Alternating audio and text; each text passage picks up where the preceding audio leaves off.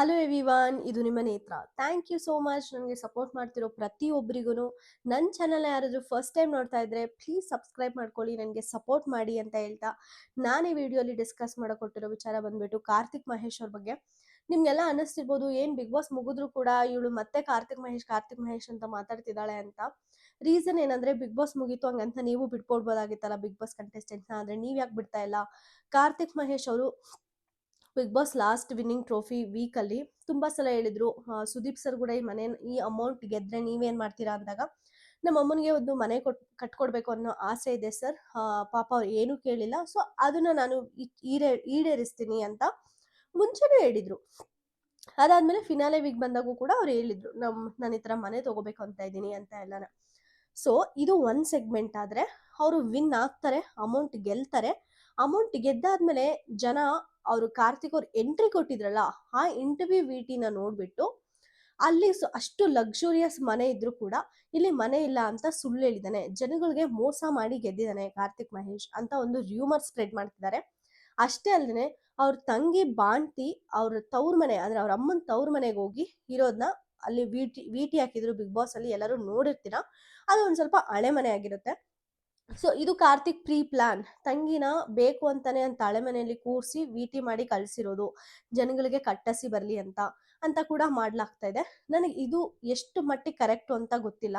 ಯಾಕಂದ್ರೆ ಒಬ್ಬ ವಿನ್ನರು ಯಾವ್ದಾದ್ರು ಒಂದು ಇಂಟರ್ವ್ಯೂಲ್ ಹೋಗ್ಬಿಟ್ಟು ಅವ್ರ ಕಷ್ಟ ಹೇಳ್ಕೊಳ್ತಾ ಇದ್ರೆ ಕೆಳಗಡೆ ಕಮೆಂಟ್ ಸೆಕ್ಷನ್ ಅಲ್ಲಿ ಬಂದ್ಬಿಟ್ಟು ಅರೋ ಎಂತವ್ರನ್ನ ವಿನ್ ಮಾಡ್ಬಿಟ್ವಿ, ಮೋಸ್ಗಾರ ಇವನು ಅಂತ ಕೂಡ ಕಮೆಂಟು, ಸಿಂಪತಿಯಿಂದಾನೇ ವಿನ್ ಆಗ್ಬಿಟ್ಟ ಅಂತ ಎಲ್ಲಾನು ಆಗ್ತಾ ಇದಾರೆ. ಬಟ್ ನಿಮ್ಗೆ ಇದು ಎಷ್ಟಂತ ಕರೆಕ್ಟ್ ಅಂತ ನನಗೆ ಗೊತ್ತಿಲ್ಲ. ಯಾಕಂದ್ರೆ ಕಾರ್ತಿಕ್ ಮಹೇಶ್ ಅವರು ಎಲ್ಲೂ ಸಿಂಪತಿಯಿಂದ ಆಟ ಆಡಿಲ್ಲ ನನ್ನ ಪ್ರಕಾರ. ಅವ್ರು 100% ಕೊಟ್ಟು ಆಟ ಆಡಿದ್ದಾರೆ. ಮತ್ತೆ ಆ ಮನೆ ವಿಚಾರನ ಅವರು ಬಾಡಿಗೆಗಿರೋ ಮನೆ ಅದು, ಅದ್ರ ಸ್ವಂತದ್ದು, ಕೆಳಗಡೆ ಲಕ್ಸುರಿಯಸ್ ಕಾರ್ ಕೂಡ ಇದೆ, ಇವನ್ನೆಲ್ಲ ನಮ್ಗೆ ಯಾರಿಗೂ ಹೇಳೇ ಇಲ್ಲ, ನಾವು ಮಿಡಲ್ ಕ್ಲಾಸ್ ಅಂತ ವೋಟ್ ಮಾಡಿಬಿಟ್ಟು ಗೆಲ್ಸ್ಬಿಟ್ವಿ ಅಂತ ಕಮೆಂಟ್ ಆಗ್ತಿದ್ದಾರೆ.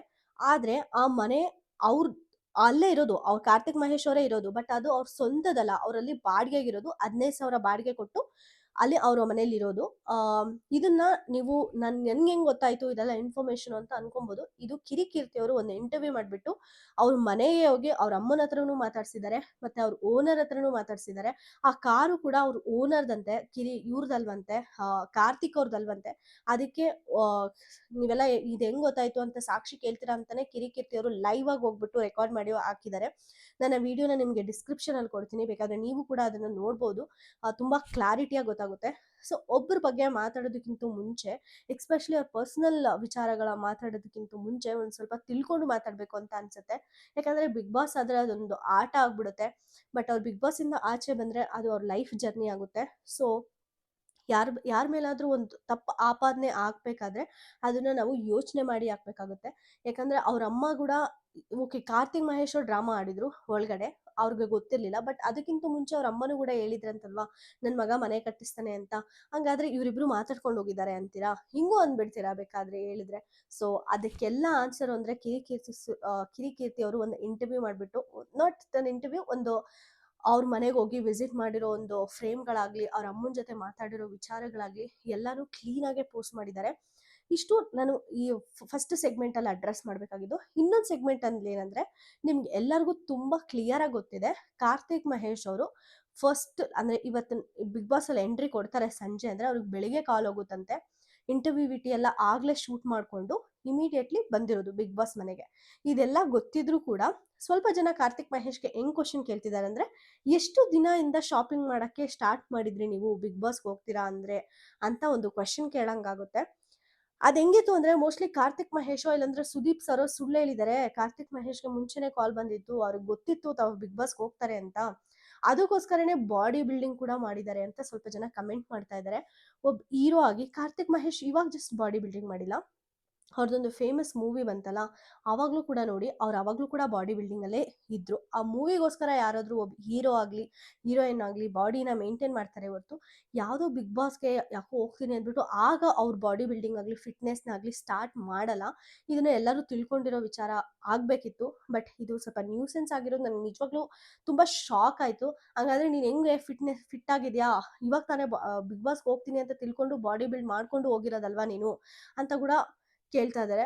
ಸೀರಿಯಸ್ಲಿ ತುಂಬಾ ಸ್ಟ್ರೇಂಜ್ ಅನ್ನಿಸ್ತು. ಅವ್ರು ಹಂಗನ್ಸಿದ್ರೆ ಆ ಸ್ಟೇಟ್ಮೆಂಟ್ ಸುದೀಪ್ ಸರ್ ಕೂಡ ಸ್ಟೇಜ್ ಮೇಲೆ ಕೊಡೋ ಅವಶ್ಯಕತೆ ಇರಲಿಲ್ಲ ಅಂತ ಅನ್ನಿಸುತ್ತೆ. ಮತ್ತೆ ಲಾಸ್ಟ್ ಮೂಮೆಂಟಲ್ಲಿ ಹೋಗಿದ್ದರು ಬಿಗ್ ಬಾಸ್ ಒಳಗಡೆ ಅಂತ ಸುದೀಪ್ ಸರ್ ಕ್ಲಾರಿಫಿಕೇಶನ್ ಕೊಟ್ಟು ಆದ್ಮೇಲೂ ಎಷ್ಟು ದಿನದಿಂದ ಬಿಗ್ ಬಾಸ್ ಮನೆಯಲ್ಲಿ ಆ ಹೋಗಕ್ಕೆ ಶಾಪಿಂಗ್ ಮಾಡಿದ್ರಿ ಅಂತ ಕೇಳೋ ಕ್ವಶನ್ ಕೂಡ ನಿಮಗೆ ಎಷ್ಟು ವ್ಯಾಲಿಡು ಅಂತ ನನಗೆ ಕಮೆಂಟ್ ಸೆಕ್ಷನ್ ಅಲ್ಲಿ ತಿಳಿಸಿ. ಮತ್ತೆ ಈ ತರ ಕಾರ್ತಿಕ್ ಮಹೇಶ್ನ ಟಾರ್ಗೆಟ್ ಮಾಡ್ತಿರೋದು ಕೂಡ ನಿಮ್ಗೆ ಹೆಂಗ್ ಅನ್ಸುತ್ತೆ? ಯಾಕಂದ್ರೆ ಒಬ್ಬ ವಿನ್ನರ್ನ ವಿನ್ನಿಂಗ್ ಮೂಮೆಂಟ್ ನ ಸೆಲೆಬ್ರೇಟ್ ಮಾಡ್ಕೊಳಕ್ಕೆ ಬಿಡ್ಬೇಕಾಗುತ್ತೆ. ಯಾಕಂದ್ರೆ ಒಬ್ಬ ವಿನ್ನರ್ಗೆ ಅವ್ರು ಯಾವ ತರ ಕಷ್ಟದಿಂದ ಬಂದ್ರು ಅಂತ ಎಲ್ಲ ಹೇಳ್ಕೊಳ್ಳೋ ರೈಟ್ಸ್ ಇರುತ್ತೆ.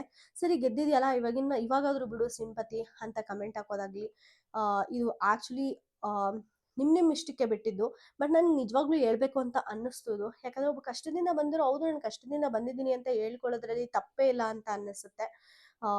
ಸೊ ಎಲ್ಲಾನು ಯೋಚನೆ ಮಾಡಿ ಒಬ್ಬ ವ್ಯಕ್ತಿ ಮೇಲೆ ಪರ್ಸ್ನಲ್ ಒಪಿನಿಯನ್ ಹಾಕ್ಬೇಕಾದ್ರೆ ಒಂದು ಸ್ವಲ್ಪ ಯೋಚನೆ ಮಾಡಿ ಹಾಕಿ ಅಂತ ನಾನು ಹೇಳೋದು.